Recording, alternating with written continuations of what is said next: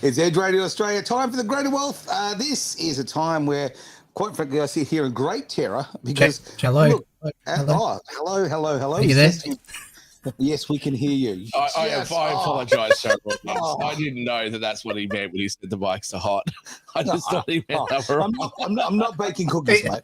He's a technophile. He loves his techno, literally. I'm not a professional broadcaster. I'm not professional at anything. So, I mean, give me a break. You're surrounded by old radio DJs. You've got no hope. No hope indeed. Speaking of no hope, over there in Vietnam, it's good to say hello to Travis Carter. How are you? I'm having a blast annoying the shit out of you. And you do a fine job every single week. Great to Sorry, see you, Derek. mate. Annoying the hell out of Aaron. Oh, Can we bring that up so we can actually see him? We can do that. We'll bring him on the big screen. Yeah. But first of all, let's just get things rolling as well. Now, the man to my right, it's Shaq. What can I say? Shaquille Latimer. I'll give him his full official title. I felt like the audience was feeling like the shows had improved. I wasn't showing up as often. I thought, the numbers have gone through the roof, mate. Yeah. I'm just saying. I thought, I can't have that. I better come in and bring it down a few pegs. Bring us right back down. In fact, I'm going to bring my volume down a little bit because I'm a bit loud. Now, the man who's always, he's not loud. He's just straight to the point. He's the man of education. He's the man of, well, let's face it, common sense when it comes to this bunch of people. Sorry, can I ask a quick question before we get to Derek's introduction? How are you hearing Travis? You got the headphones on? I have got headphones on. I've got one of those? Oh, okay, right. Okay. There you go. I need my hat, mate. I do. Now, the gentleman I'm talking about, of course, is the man who is behind Blue Sky Factory, the powerhouse behind this show. Of course, it's Derek Whittaker. Hello, how you doing? I'm great, mate. I'm great. Now, we've done the intros. They've already gone sort of. They've gone pear-shaped. Okay, they really have. So I'm going to throw straight to you, mate. Now, this is an international effort right now. Mr. Carter, he's in charge of bringing all the sexy stuff on the screen as we go. Great to see comments are coming in already, so fantastic info insomnia. I know who you are. Yeah, good to we know who you are. We know what you did last Taz is back. Hey, Taz, great to have you on board. Let's jump into the show. Did you miss me, Taz? Oh, like a hole in the head. All right, now. Like a stormtrooper. Boom, boom. Derek, where are we going? Wow. What has Trump done when he's gone over to the Middle East? It's been interesting to see all the stuff that's gone down over there, doing deals left, right, and center. In fact, we've got a little bit of a meme that's come up. It kind of summarizes, not 100% accurate, but it's close enough when you're talking billions and billions of dollars as to what he's done in terms of deals. If you want to throw that up there, 3 of the different countries. We're talking Saudi Arabia, we're talking Qatar, and we're talking what's the third one? United Arab Emirates. Yep. Been to all of those countries and done deals. 600 billion in the UAE, $1.2 trillion as far as the I got to think of the countries here. The first one's Saudi, Qatar, and the last one's UAE. So there you go, 1.2 and $1.4 trillion. Small change. Come on. This is a big deal. This is almost $6 trillion. That's almost a weekend. No, sorry. You know what this or a divorce settlement, but you know what that is, though, right? Yeah. That is understanding how Arabs think. Correct. Right. Good point. Like seriously. Yep. I remember when I first started trying to do deals over there, and it was just going absolutely bloody nowhere. And there was 2 things that I did. One was I lied. That's never good. No, it was brilliant. It was absolutely brilliant. So there was these 2 guys, very, very powerful guys in I won't name the Arab country, but very powerful guys. And I told each of them that the other guy was doing the deal. Right. So I said, look, yeah, it's all cool. Don't worry about it. I've already got it. What do you mean you've already got it? I saw the other person's putting the money in. No. They were neither of them were ever going to do the deal. Right. They both ended up doing it, and they both gave me a lot more money than I'd asked for. Right. Okay. The other thing that I did. So peer pressure, basically. Well, they don't want to be outdone by somebody else. Yeah. Right. The other thing that I did was I'd had a bit of an argument with somebody who was actually quite powerful, so I shouldn't have ever done this because he was connected to some royal families and stuff like that. I almost got my head chopped off, but I was so annoyed that what I did was I actually paid for the bill.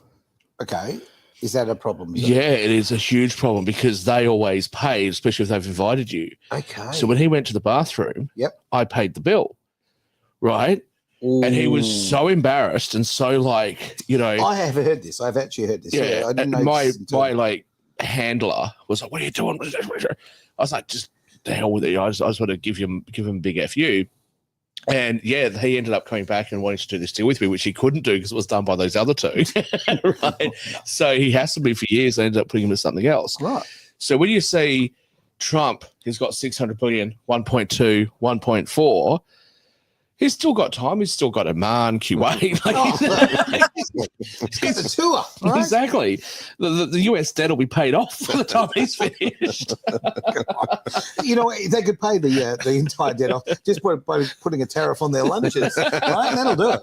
Oh no! Yes, Taz, I admitted to lying on a live stream because that's how business is done, right? Politicians lie, business people lie, and the shack occasionally tells some mistruths. Oh, look, here's the thing. I've been looking at the media, okay, as I do, and I'm looking at. I cannot believe all the negative carry on. I can't off the top of my head actually roll them out because there's just so many of them. But the negativity about what's been going on in the Middle East. I mean, you know, that small little nuclear war that got stopped in India and Pakistan, like no big deal, right? No big deal. It's only a few million people's lives. It's a couple of arguments over a fence, right? No big deal, right? Okay, that's all that is. It is just crazy that the media spin it in such a negative way. Everything I was looking at was, you know, Trump bad, Trump bad, Trump bad. And people believe this stuff. Mm-hmm. My God, you've just stopped the chance of another, well, we're living World War III, but, you know, nuclear war, right? There was a great possibility of it. Those two nations used to be one nation. And, of course, you know, there's a lot of, I was going to use the word angst. Angst is not the right word. But, I mean, there's a lot of tension between them for the last 60 years. A lot of people don't actually understand how close India and Pakistan actually came to triggering World War III. Like, I hate to say, I didn't know that the animosity between the two countries was so great, but with the Belt and Road Initiative, that actually comes through Kashmir. They built the start of it actually on the Indian side of Kashmir, which is under disputed territory. So India they were very likely, considering the animosity between India and China as well, to actually start bombing that whole run. There's like over $600 billion worth of investments in that area from China. So that would have destroyed the entire Belt and Road Initiative. So China wouldn't have had a choice. They would have had to come in and back up Pakistan. And then if that happened, because India is... I don't think that happened. China's not an idiot. It got really close to it. For India. They started sending all their fighters. So Pakistan is one of the largest buyers of Chinese military equipment, and there's over 14,000 Chinese troops actually in Kashmir. Right. Yeah, but I yeah. can't see China backing Pakistan over India just because of the sheer size of India.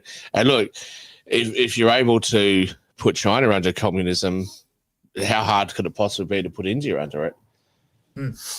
I don't know. I mean, they kind of fought pretty hard for independence a while back there. What is it, 80 years ago? Really, how's that worked out for them? So well. Yeah, they got independence in everyone else's country. It worked That's great. right. There's some Indians that are like floating around Australia pretending to be white, and there's and the rest of I it, don't know those types. and the rest of it totally out of there. But you actually bring up a really interesting point. Like, this is a silly little side note, but I was actually ordering food the other day, about a week ago, and at an Indian place, right? And I said vindaloo, right? Okay, Yeah. and I also said Lamb vindaloo, brinjal, goat. goat vindaloo. Oh, you're a French Indian, you are. No, I don't know where I'm from, but this bloke. I'm the real deal, man. Come on. Yeah. So anyway, but I'm getting that. And anyway, the guy looked at me. He says, "Oh yeah, you said vindaloo, right?"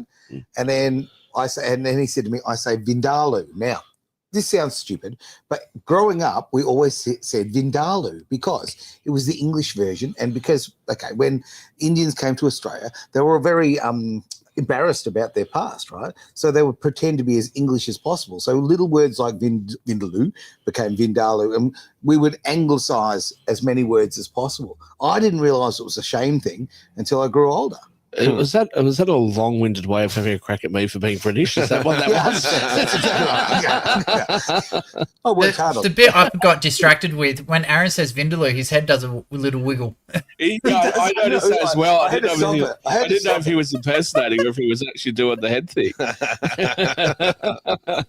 No, I was there for my carty, but there you go. Anyway, look, the tensions in those two countries has been going for a very long time. And they split, 45, I think it was, 44, 45, 46, when India became India and Pakistan with a religious... So if Donald Trump, he didn't get the Peace Prize last time, he'd want to bloody get it this time. Oh, you'd think so. Right, But no, it's not going to seriously. happen. Well, I don't know, that the world's become a bit...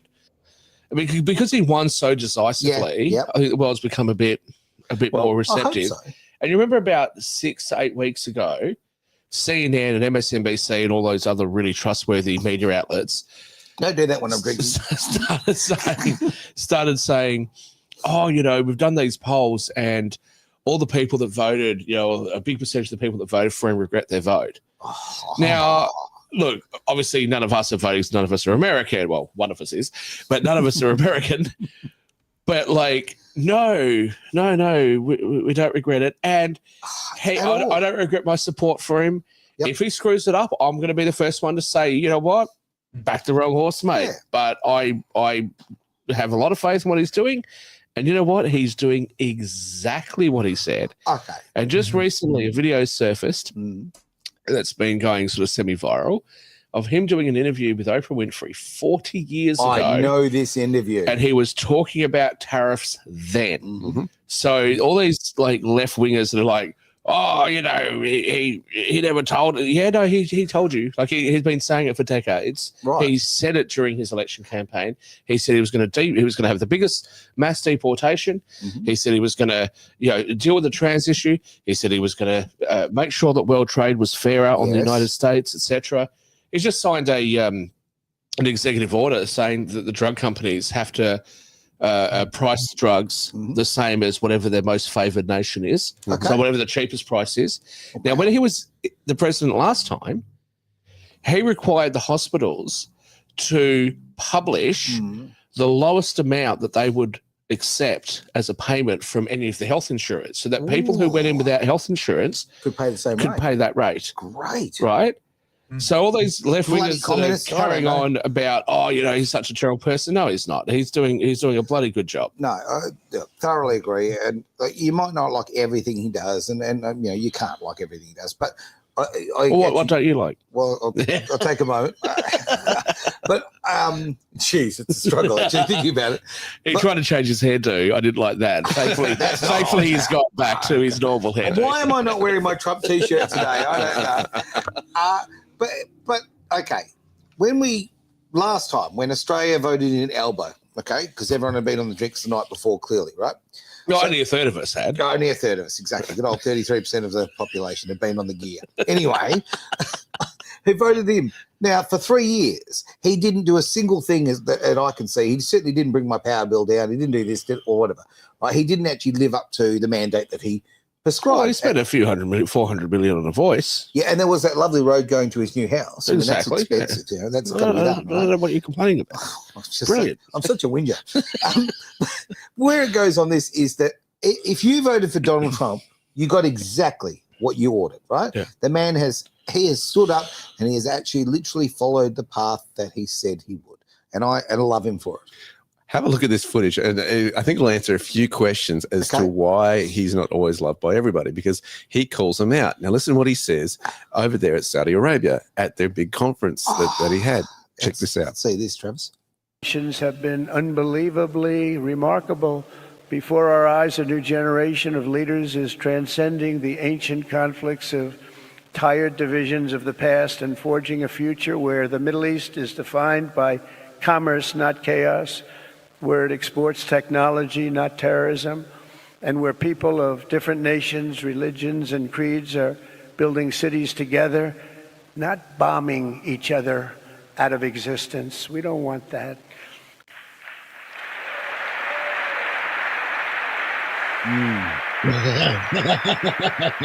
And it's crucial for the wider world to note this great transformation has not come from Western interventionists or flying people in beautiful planes giving you lectures on how to live and how to govern your own affairs. No, the gleaming marvels of Riyadh and Abu Dhabi were not created by the so-called nation builders, neocons, or liberal nonprofits like those who spent trillions and trillions of dollars failing to develop Kabul, Baghdad, so many other cities. Instead, the birth of a modern Middle East has been brought by the people of the region themselves, the people that are right here, the people that have lived here all their lives, developing your own sovereign countries, pursuing your own unique visions and charting your own destinies in your own way. It's really incredible what you've done. In the end, the so-called nation builders wrecked far more nations than they built, and the interventionists were intervening in complex societies that they did not even understand themselves. They told you how to do it, but they had no idea how to do it themselves. Peace, prosperity, and progress ultimately came not from a radical rejection of your heritage, but rather from embracing your national traditions and embracing that same heritage that you love so dearly. That's why they don't like him, because he calls them out on what they've been trying to do. So basically, you've been failing for a really long time. Here I come. I'm going to fix this right up. I love him. I tell you what, he annoys me. I wish he'd learned how to speak with, I don't know, some sort of normal cadence. But apart from that, and I used to always say, and I am right now officially going to withdraw something I've been saying for the last, I don't know, we'll say, hang on, what year is it now? Okay, well, last 10 years, that I would never invite Donald Trump to a dinner party, right? Because he would drive me nuts. Do you know what? He is the entertainment. Let's bring him on. Let's bring him on. He's a lot of fun, and I'll say it off camera. So I was going to say this, or say a couple of things. Firstly, the first part of that speech that he gave, loved Donald Trump, but he stole that from JD Vance. Did he really? Like, seriously, I don't know this for a fact, but that's not him. Like, that's not how he speaks, right? So that first bit, that wasn't him. That was like JD Vance had half his speech written, and Donald Trump just stole it. That bit. Thank you very much. Either that or JD Vance and Trump have got the same script writer. Very, very, very good read. and then he sort of went off for a little bit. But I was going to say, if you watch Donald Trump a fair bit, he's tired. You can see he's tired there, right? Not old, tired. And I've been to some of these international events. You've got no idea. Now he's like flown across and all that sort of stuff. And look, he's on one of the most luxurious planes on earth, but time zone differences. You never really sleep that well on a plane. And look, I've had bedrooms on my bed, so I know like you sleep, but it's not quite the same. His schedule would have just been. He would have just met so many people. He's not very popular. Can you imagine Biden having done that? Oh, yes. Right? Oh. And Kamala Harris, or Kamala Harris, you were talking about accents before? Yeah. Well, it depends which state you're in. I had a babysitter called Veronica, but I always used to call her Veronica because that was just how I pronounced. I don't know. I was a little kid, right? She never said to me, "Oh, you're racist because you're not pronouncing my name correctly." Yeah. Well, can you imagine Kamala Harris up there? No. Carrying on like yes, I can. Cackling away. That's all she's capable of. She'd be sitting there. She would never have got invited. Let's be honest. Kamala Harris would never have been invited. Kamala Harris. All of these sort of situations that Trump, all these opportunities that Trump's creating would never have happened if Kamala Harris or even Biden was still in office. So it would be fighting a war, not making trade arrangements. Well, there's more money in a war, right? Because for your donors there is. So that's the difference. I think in my eyes, the Democratic Party is the party of war. They call them the Democrat Party because they don't like it. Really? Yeah, because they think that Democratic sounds better. Right. Right. Bill Maher brought this up with one of the Republicans. He's like, okay, the Republic Party. Right, really? They don't like being called the Democrat Party. They like to be called the Democratic Party. So just as a little, just to get under their skin, just to poke them a bit. It's the Democrat Party. Right, all the way. I mean, that's my life's ambition, is to get under their skin. Get under their skin, that's right. Let's have a look at what Trump actually did in the United Arab Emirates. Oh, nothing, mate, nothing. He was did just having a bit of a week at Bernie's to us. more than $200 billion in commercial deals during the visit, including a $14.5 billion commitment from Etihad Airways to invest in 28 American Boeings 787s and 777X aircrafts with GE engines. Emirates Global Aluminium will invest in a $4 billion aluminium smelter project in Oklahoma. So they're putting investment into the country. Now, explain, because let's talk tariffs here for a moment, right? Aluminium, right? Was one of the big Aluminum. That's so good to say it. It was one of the big ones on that one because it did hurt Australian aluminium sales, right? Let's be honest, it did. But, getting a little short-term pain and you find other goals, right? I'm going to come back against that, but I'll let you finish first. My point is the fact that he's gone and he's brought that industry home. And end of the day, that's exactly what his mandate is to bring industry and manufacturing back and wealth back to the middle class. Imagine if the UK government, imagine if the German government, imagine if all these governments actually did that. The only governments I see doing that are, quite frankly, at the moment, they're actually looking after their people. I see the American government, obviously. I see Argentina. maybe Poland, Hungary, Italy's giving it a bit. I'm Argentina. sorry, I have to say it. China. Yeah. I have to say it. Yes. But Let- there's let a me- long Nobody's term- been doing it. Let me tell you why. Because China, I think, invests over the long term for the greater good. Right. Individual rights may not. But I do be so take your great, point. Okay. But look, where is the sense? We've all been saying this for years. Where is the sense that we ship iron ore from Western Australia and other parts of Australia, we'll talk about WA, to China, turn it into steel, and then ship it back? Yep. Now, with any product, the profit isn't just in the raw product, the profit's in the value add. Of course it is. Right? Yeah. So all those profits are being driven to China. Yep. Now, if we are so insistent on, not having the industry here in Australia, right? We're so insistent on hurting Australians.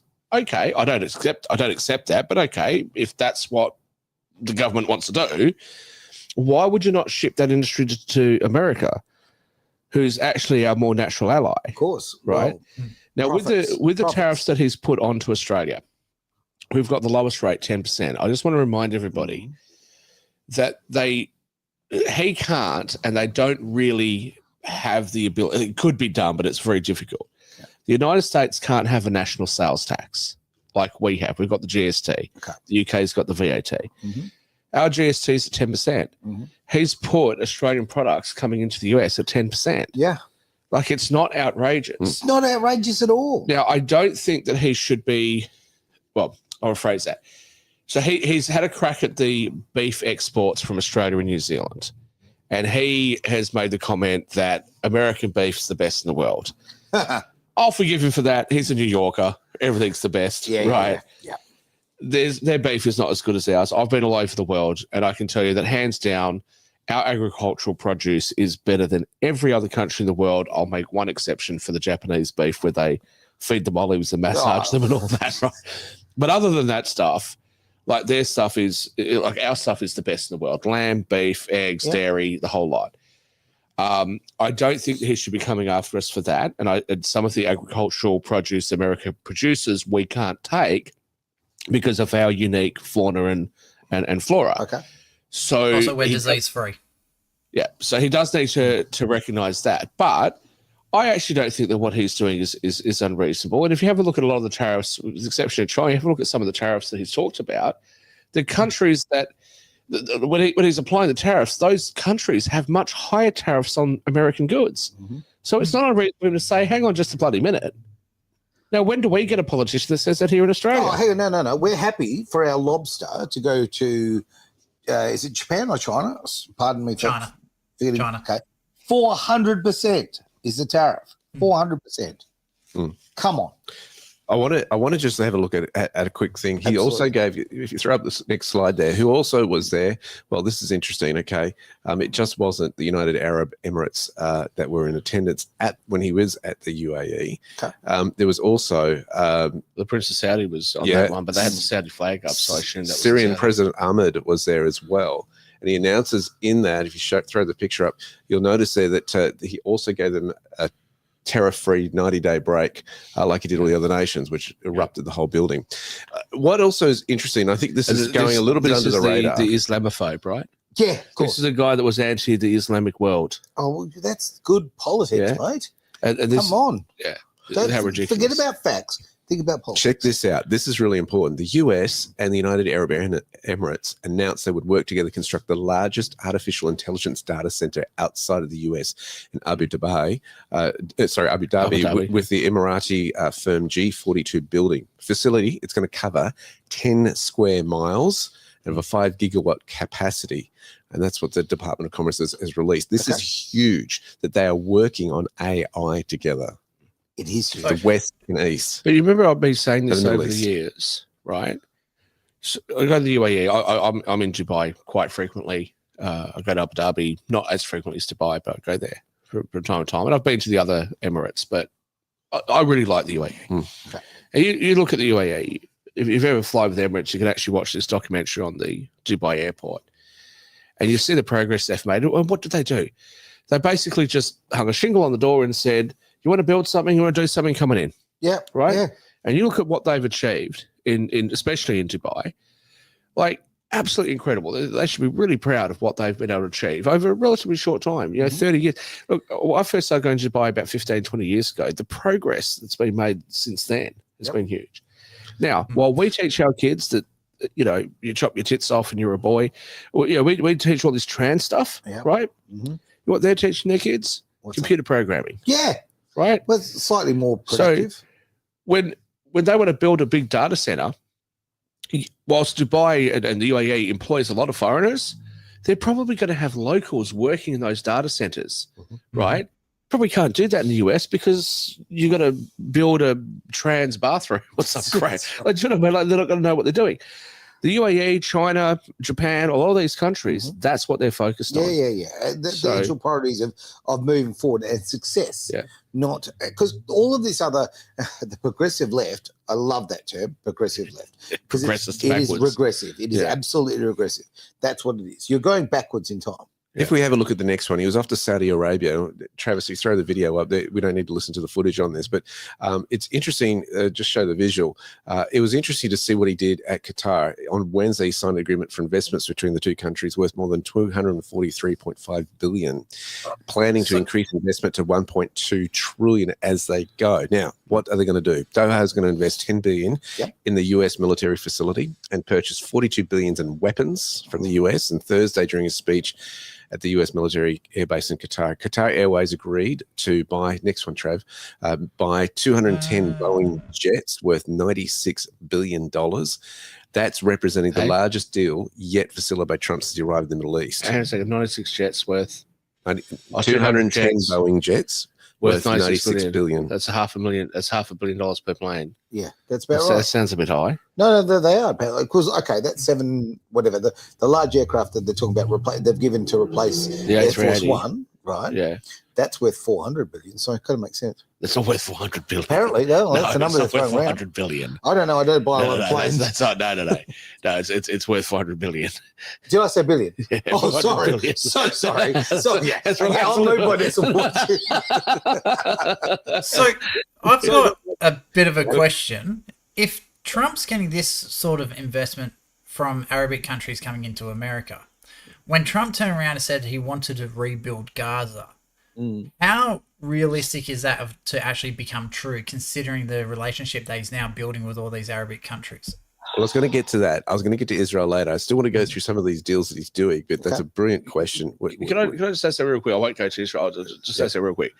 So the thing with the UAE, just in my experience, because I've been to many of the other Arab countries, is that the locals are very, I hate to use this term, liberal. Okay. They're very, very accepting of other people's cultures. So they don't force their own cultures on you. Yep. They don't force Islam on you or anything like that. They're very liberal, very tolerant, You're allowed to, and extremely friendly. But okay, what about drinking though? Yeah. Yeah, but don't you kind of do that behind? No, not in Dubai. Okay. Not at all. In some of the other Arab countries, yes, Right. but not in Dubai. Okay. Didn't know. So they've done a really great job of opening themselves up, and I think what you've seen is Qatar, definitely Saudi, and to a lesser degree Kuwait, saying, you know what Dubai is doing, we want that, right? And I think that's definitely the future, and for Donald Trump to be recognised that and saying, look, there's a lot of money to be made. Mm-hmm. The Arab countries are attracting people from all over the world, and they're attracting the best and brightest. Right. I mean, how many times did I say before I said to you I was going to move to Ireland, right? Because I went back in the EU. Where did I say I was moving? I said I was moving to Dubai, I get that. right? Certainly, from what I've heard, it does sound like. I mean, look, tax incentives, obviously, but lifestyle. Lack of I don't time. mind paying taxes. I actually don't mind paying taxes as long If as you it's get coming your back to value, me. if you get Yeah. your value, yeah. As long as it's paying for something. But my reason for moving to Dubai is not because of taxes. It's Right. because the lifestyle is so fantastic. Okay. The safety is brilliant. Like it's a great place to live. The Grand Prix is crap, by the way. But apart from that, Well, and the summer's a little hot. Oh, okay. I mean, my bald spot got sunburned. I mean, that's a bad sign. But no, It's a solar panel. but seriously, for America to want to improve its relationship with the Middle East is fantastic. And, Of it course wasn't it is. that long ago that I was saying, and many other people were saying, how long is it going to be before those Middle Eastern currencies depeg from the US dollar, right? And if they do, the petrodollar, the upward momentum that the US dollar gets because the fact that a lot of commodity products are priced in US dollars Yes. would drop away.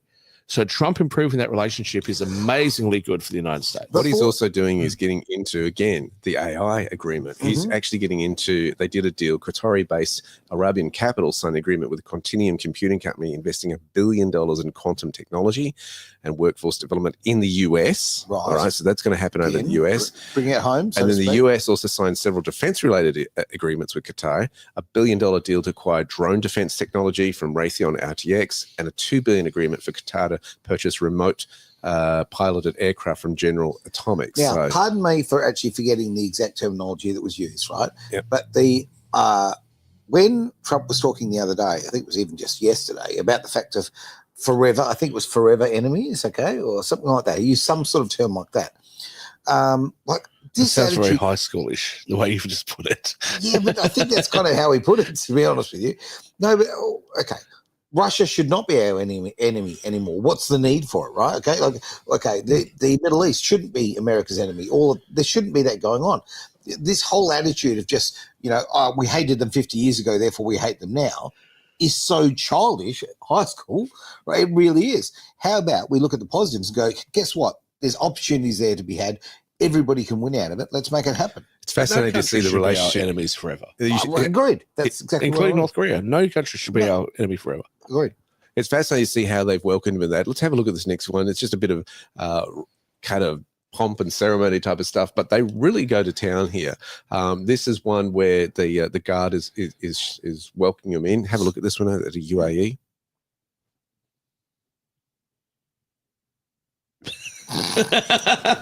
Has Travis frozen? Or is It's it just frozen. very We won't bored? have any dead air or anything. there he No, is. look at that. Okay. Okay, There we never go. mind. The Vietnamese senses have cut him off. That's right. Well, he is in a communist country. You never know what's going on over there. That is kind of how ludicrous this is. He's in a communist country. He's got a lot more freedoms than we have. There he is. Back absolutely. again. Welcome He's even back. moved himself around. No, no, He's no. come out with a leg. My VPN decided to stop working for a minute, so I'm still here. What number were we up to? Over there, We- they don't have a firewall, do they, in Vietnam? Oh yeah, they've got a crazy one. Yeah, Like it's same as really China. Number Okay. 5. Yeah, right. Number 5, there it is. All right, here she is.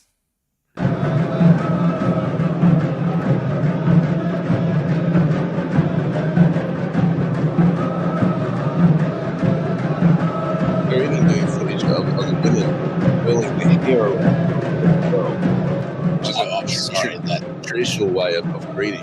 I know it is, but I'm sorry. Show it. Let's have a look. Let's have a I look. normally think of that as another type of greeting. show the footage you're talking about. You Do know we have that? Do we have that? I don't have that What's one. that? Oh, there What's we go. that fruity shampoo? Fructose? That fruity Yeah, I know the shampoo? way. What it's called? Herbal essence. Herbal essence, Why right? I'm mentioning the name of a shampoo. You know that. You've got no hair. I used to have No, gorgeous Aaron. to my ass. Oh, He had long hair too So I once upon a did back in time. the day. Exactly. Now I use dishwasher But liquid. but when those like I know it's a traditional thing, but like it does kind of like surely one of the hair care brands would take that. No, as I an ad. disagree. I'm telling you right now, that is the entrance. That is the welcome that this man here Derek Whittaker gets every time he enters the room. It's unprecedented. Well, I like the sense of humor that they demonstrated. If we look at the next video, check this out and listen closely to name that tune. Okay. That's good.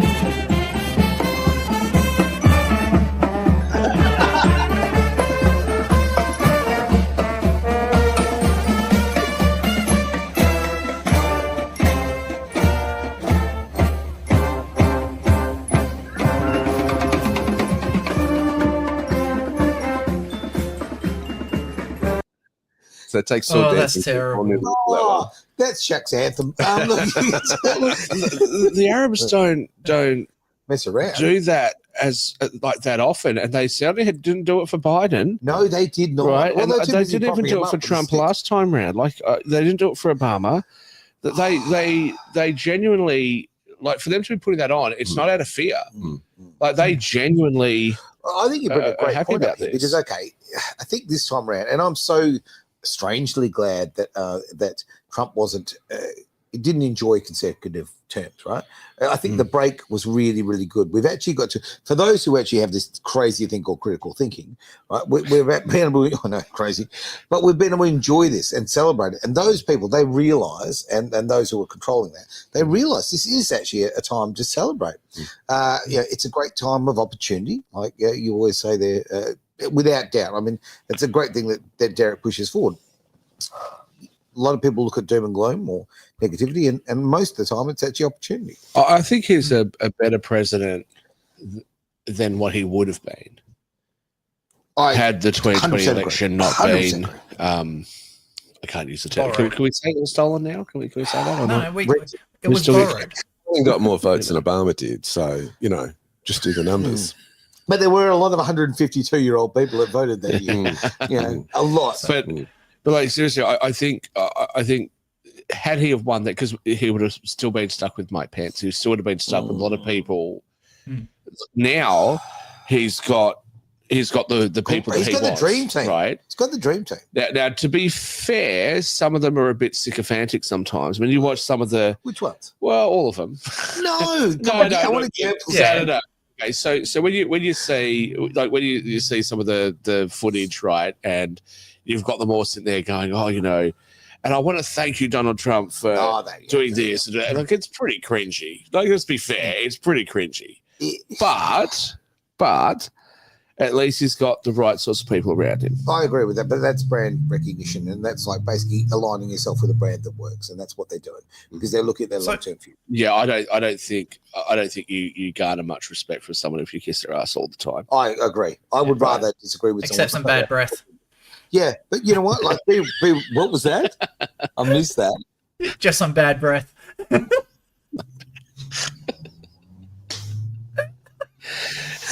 Anyway, on that note, just going back, level. just going back to the ask-us thing that's happening in the UAE and the Arab countries and that. So the Crown Prince, in the White House, not there. Yeah. So the Crown Prince, I don't know if you guys saw this. He actually met Donald Trump on the tarmac as he got off the airplane, and there was another scene where they were driving around. And the Crown Prince is actually driving like a golf buggy with Donald Trump right next to him. And it was really funny because they've got their personal security guards behind them in this golf buggy looking around like they're big serious criminals in a golf buggy. It was just hilarious. But when you look at compared to Biden, fist bump at the palace. Yeah, so with Biden, he just sent an aide to go get him and brought him to him.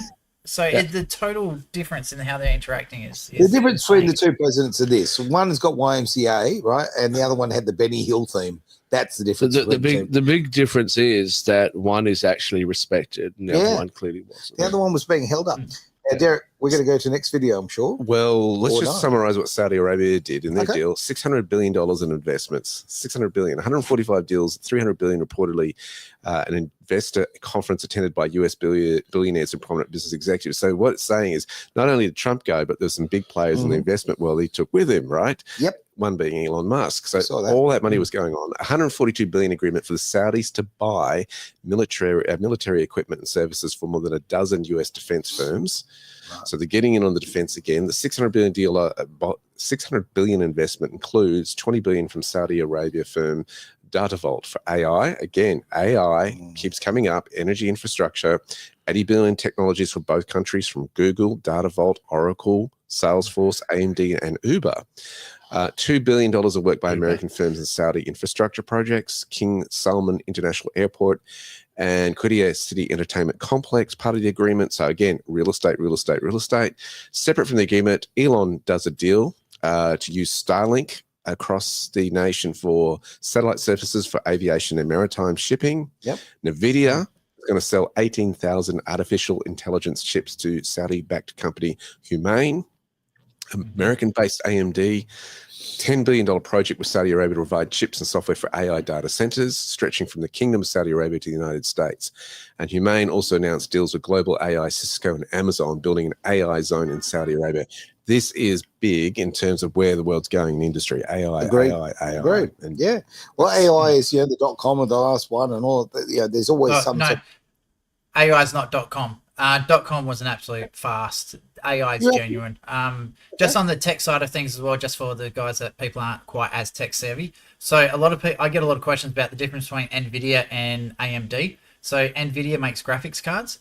AMD makes processors like Intel. So Intel and AMD are direct competitors. NVIDIA works with them in conjunction. So one is the computer processing power, one is the graphics card processing power. So they're actually two different industry, sections of the same industry. Yeah, thanks for clarifying that. I'm now so much more clear. That's brilliant. Thanks, Travis. Do you want to play? I've had those questions before, Mr. Technophobe. I know, and I've asked you that question, and you've given me that answer before, and I still have absolutely no idea what you're talking about. So one's for the screen, one's for the I got that. I still don't know what the hell you're talking about. let's go back to Damn these old people. I know. He's hang on. He's older than me. Yes. Yeah. I just 1 month. More hair though. Just. Let's hit the next one. What have we got coming up? Sorry, Dan. That's all right. Travis hit the point earlier about where does Israel stand in this. Now, have a listen to Trump. Is he being frustrated by Netanyahu? Let's have a look at what he had to say to Fox News on this matter. Did it all with Prime Minister Netanyahu? No, look, he's got a tough situation. You have to remember there was an October 7th that everyone forgets. It was one of the most violent days in the history of the world, not the Middle East, the world, when you look at the tapes. And the tapes are there for everyone to see. So he has that problem. That problem should have never happened.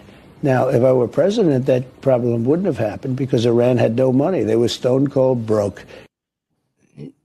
So this is really interesting. Where does this place Israel with all these deals going on in terms of AI, military and defense, steel? It's going to be really fascinating. I'm very curious to what the answer is here because, okay, the financial world has always had a little Israel in it. That's one way of putting it. You come out with your anti-Semitic comment here and just say the Jews around the world. Just come out and say it. No. That was a very carefully crafted statement. 10 points, Aaron. 10 points. Travis, your thoughts? I honestly don't know. There's so much bullshit being spoken about it. There's so many videos on YouTube like who's going to win the war, who's doing better, who's killing children, who's not killing children, who's hiding in hospitals and all this sort of stuff. I think it's one of those situations where you just need to cut the cord and just start afresh. Because if you keep going back, this war has been going on for 3,500 years. So I think both sides need to just say, right, enough's enough. Let's come to the table, do a peace deal, and rebuild. Because it's not just like Gaza Strip that's been absolutely demolished. There's also a lot of damage on the other side as well. It's just Israel's in a better position to fix themselves up after the rocket attacks and stuff like that. So, I think I'd hate to see how many people have died over the whole period of this conflict. Well, Israel wouldn't be in such a great position if it wasn't for the assistance of the West. Of course. I'm going to say a few things here. So, firstly, like it should be acknowledged that the British went in and annexed that area. Yeah. Right. It should also be acknowledged that it's something that I say, and everyone piles on me for saying it. But in one of the speeches that Hitler made, he said we have to deal with the Jewish problem. Yes. Now, I'm not I remember saying that there's a Jewish problem in Europe. I have no issues with You Jewish just people at stated all. what was said. But that's what he said. Yeah. Now, after the end of World War II, when the Nazis were, defeated, well, Yeah. they weren't even really defeated because they kept East Berlin and everything for all those years, right? It wasn't until Reagan when the wall came down. Yeah. Right. But after the war was won, where did all those Jewish people go? They were just basically shipped off to Israel, right? Yeah. So Europe never really dealt with that issue. And No, I think just exported it. I think what you've got now, you've got this situation with Benjamin Netanyahu is somebody that we kind of like and relate to because he speaks perfect English. He grew up and was educated in America, right? So he gets it. He's the leader of Israel. Domestically, there are allegations of corruption and all those sorts of things. There are. Right. And because this has gone on so long, there's, I think, a question amongst some people who I used to be very dismissive of in the past, but there is now becoming a question of, well, at what point have they done enough to deal with Palestine? And I think the big question that the world has to answer, and anybody who looks at this issue has to answer for themselves, is what do you think the end result should be?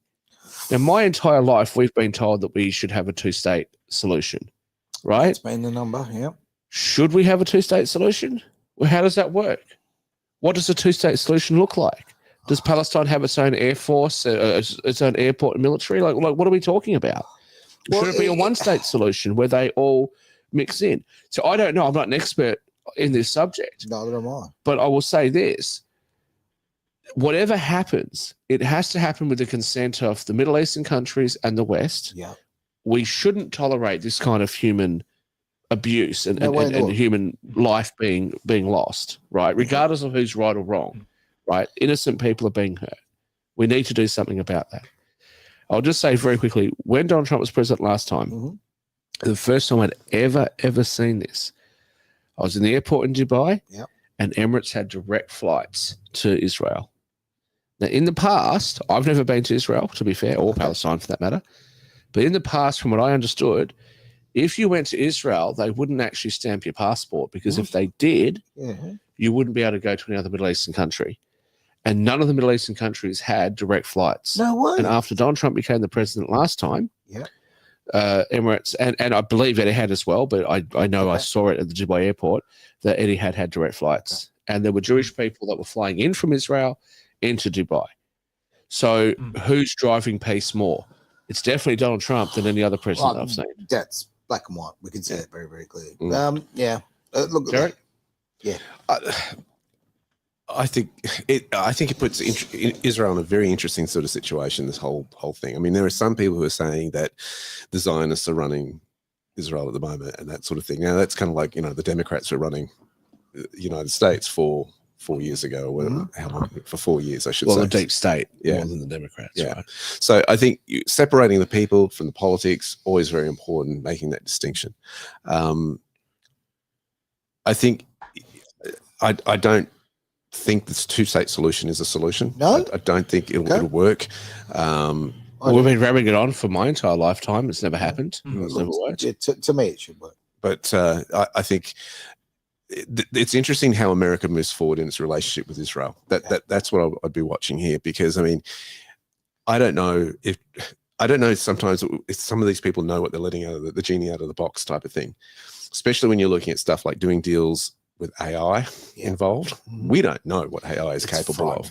And Elon has warned us saying, hey, you let this out, it's going to take a life of its own. It's learning about us every single day, et cetera, et cetera. I've seen the Terminator movies. Yeah. The whole Starlink thing and all that. Yeah. We'll be fine. We'll be fine. Trump is inventing stuff that, quite frankly, I go, well, no, sorry, not Trump. Elon is launching some stuff. You go far out. This whole microchips on brains and stuff like this. It sounds all great, but can you imagine this combined with quantum computing, AI? It doesn't sound great. It doesn't sound in great. nefarious hands. Yeah. I go, well, caution. So from a business perspective, all this sounds wonderful. Yeah. But what are we getting into? And that's what I'm wondering here. But you can say caution, but it's going to happen. You can't stop it. I'm not. It's If America doesn't do it, somebody else is going to do it. I get it. You know, something you said will be fine. I don't agree. Okay, I think that quite frankly, I'm the last generation of people who was, you know, going to actually enjoy this earth a little bit. Like Gen X. Here we go. No, I mean it. Gen X, we're the last ones who had a decent crack bloody at this. Boring, old, conservative people as they get older get so conservative. We You know do. what? I'm gonna give you a book where they were complaining about, right? Yeah. That because the printing press had come out, I've read this. and they didn't have to write books by hand, that anybody could print whatever they wanted and be flooded with rubbish information that would destroy society, right? I agree with what you just said, because I've read that. Right. So, But I so do this is the think time. This is the issue of our time. You're sitting there going, "Oh, AI, oh, it's terrible, blah blah." Like you want to go back and We sing. use it. We use it here, and I hate using it. I feel dirty every time we use Bull it. duck. Bull duck. You love it. they You love it. I've seen you go, oh my God, that's so awesome. And then go off on a tangent and doing stuff. You lie. When it's saving me time, it's awesome. Okay, right? look, But- I acknowledge music's changed, for example, Yeah. right? But I don't think there's that many people that want to keep listening to, you know, I'm sitting in a Yellow Submarine by the Beatles, like you're Good into. track. It's like, Okay. it's like There's a reason it's called Fossil FM. I read my lips right now. any What's the other song the technology band can be played on? any technology can be used for good or evil. Yeah. It's simple. Radio can be used for good or evil. Television can be used for good or evil. The internet can be used for good or evil. All right. Not saying it's all bad, but it's like, whoa, we're going there. And it can compute a lot faster. I'm not than saying what it's we've all been bad. used to. I'm just saying that, okay, I really, it's very, to me, it is sad that people don't have a life that's non-digital now, right? You know, get outside, take your shoes off, walk in the grass, right? And people just don't do this. But that's the same argument that people made about the calculator. That instead of using the thing, you know, the grid. abacus. Yeah, Abacus, right. Yeah. Like, come on. So What I do you- actually disagree with you there, Aaron. See, because the Aaron? problem with the argument is we're going to end up with what the longshoremen, whatever they're called, that union strike that they had in America under Biden, Oh, right? no, that's not what I was going to Now, okay. No, one of the things that they struck for, and one of the things that they put as a condition was that AI could not be used on the docks, Right. right? Bullshit. And people sit there and say, generally people on the right, that say, oh, yeah, it's going to cost jobs. Well, here's another way of putting that. Yes, it's going to cost jobs, Yeah. but we're going to have artificial jobs that we don't need to have because we've got technology to do it better, Yep. which means that I and everybody else has to pay more to keep these people employed in an industry that could have been improved. So what happens when 90% of the population of the earth doesn't have a job anymore? Yeah, and that's the same And they argument. don't It won't have- matter. Hundreds They of have years. purpose. They've made that Aaron. argument for hundreds of years. Human beings are never going to sit around singing Kumbaya because the machines are doing everything for us. No, they're going We'll find some other shit that we need horizontal to do. thumbs. They're going to be all they're going to do is spend time on their phones in front of a screen, living in an artificial life. I mean, look, I'm No, single right not now. going to happen. It's not going to happen. Aaron, I know. Aaron, it's not going to happen, and I'll explain to you why. So I'm one of the most Some other techie crap. people you will meet. Like I just think I'm. This is really bad. I actually plan to buy one of the Optimus robots the moment it comes out. I think those things are fucking hilarious. Sorry, I think they're amazing. I think they're going to be great. I Well, think he they're likes going one to of be the robot brilliant. girlfriends. I do. No. What? So this is how little you guys actually know. This is an Optimus. You want Video processing? So if you guys would shut up for a minute and actually listen. It's not important. So if you would actually shut up and listen for a moment, you would actually understand that Optimus Robot is an actual full autonomous like android that will walk around and do stuff for you.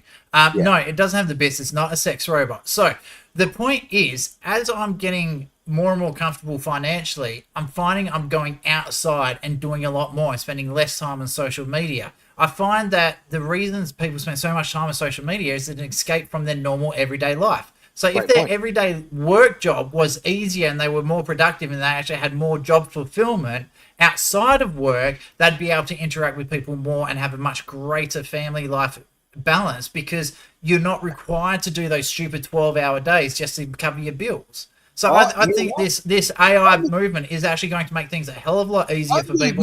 People are actually going to be more productive and they're going to spend more time with families.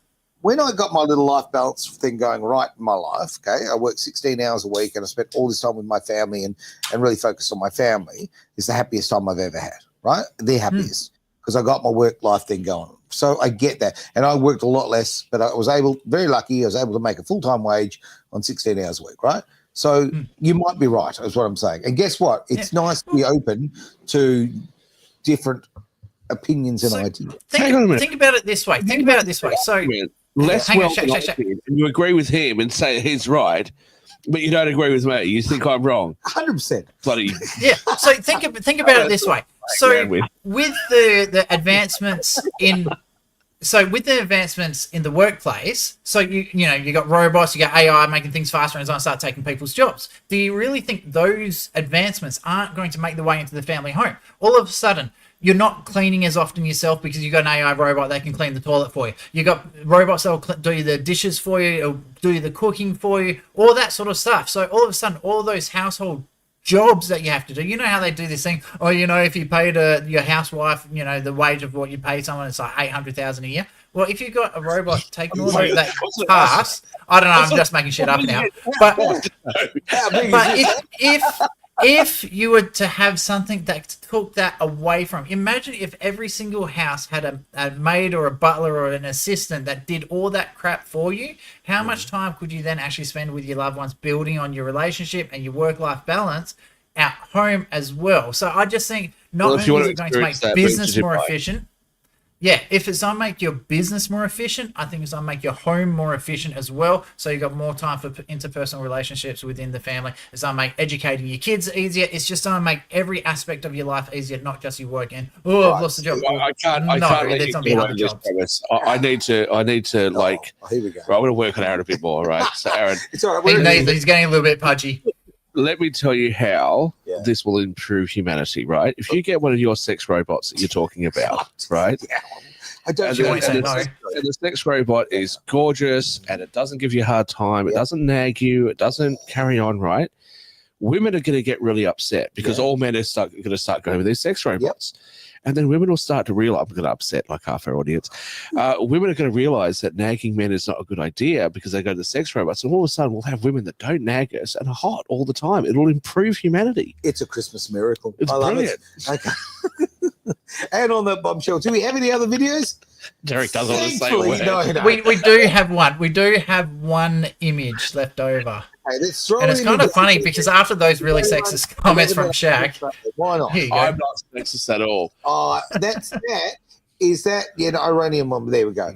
Isn't that amazing? What a difference. Back in 1971. Now, look, I've got pictures like this from Afghanistan, Iraq, etc. I've got them from Picture magazine. Now, it's interesting, the little political slogan it says at the bottom there, destroy the CIA and scatter it to the winds. But it's interesting, that's the sentiment that's coming from some sectors of society. Yeah. But look, the image that we've been giving about the Middle East and where it's as and where it is and where it's come and how it's gone, that kind of changes your paradigm big time. Sure does. Well, to be fair, for those people that want to blame America and the West for everything, there was an Islamist revolution, which certainly affected this stuff. Yeah, no question. But yeah, women had far more rights than what they have now in a lot of those countries. Yep. But that's why I'm really impressed with what the UAE is doing. I think Saudi will become more liberal. I mean, they've started already, but I think they'll become a lot more liberal. I mean, they've got nightclubs there now. It's like the new Bali of the world is Saudi. Really? So like these countries are becoming a lot more liberal, and I think that's great. I think the women should have, obviously for our audience, I was joking around before. I think that women should have rights. They should be treated equally. They should be able to drive. Right. They should be able to wear what they want to wear. I'm going to finish the show on those beautiful words from our feminist friend here. Brilliant stuff. Thank you very much, Mr. Carter, for your efforts there from Vietnam, right? Always a pleasure. So sorry, Derek. I really am. At every level of the show. Last thoughts before I hit the old go button.